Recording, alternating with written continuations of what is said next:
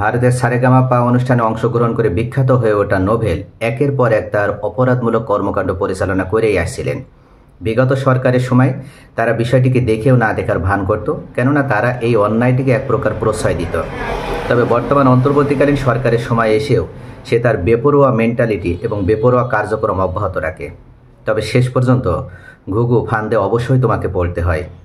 যেভাবে অপরাধমূলক কর্মকাণ্ডে সে জড়িয়ে পড়েছে, তার মতন ব্যক্তিত্ব প্রশংসা কুড়াবে সেই সারেগামাপা অনুষ্ঠানের মাধ্যমে, যেখানে বিখ্যাত হয়ে উঠেছিল এবং সেই বিখ্যাত হওয়ার আরও সে সুযোগটা তৈরি করতে পারত, এটাকে এই সুনামটা সে ধরে রাখতে পারত।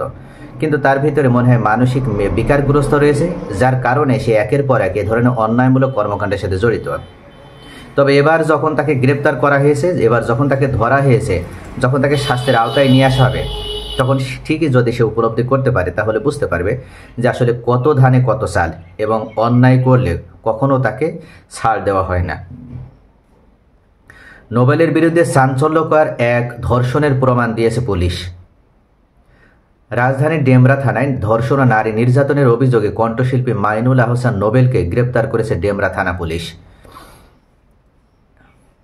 গ্রেপ্তারের বিষয়টি ঢাকা মেট্রোপলিটন পুলিশের মিডিয়া অ্যান্ড পাবলিক রিলেশনস বিভাগের উপপুলিশ কমিশনার মোহাম্মদ তালেবুর রহমান নিশ্চিত করেন।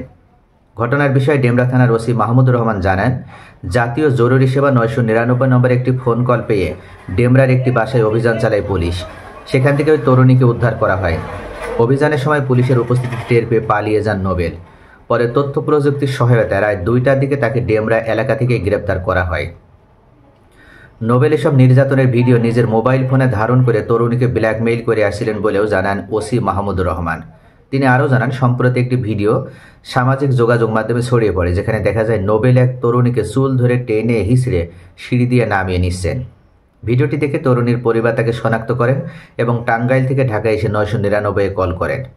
পুলিশ জানায়, নোবেল সীমান্ত পেরিয়ে বিদেশে পালানোর পরিকল্পনা করছিলেন এবং এজন্য একটি মাইক্রোবাসও ভাড়া করেছিলেন। তবে পালানোর আগেই তাকে গ্রেপ্তার করা সম্ভব হয়।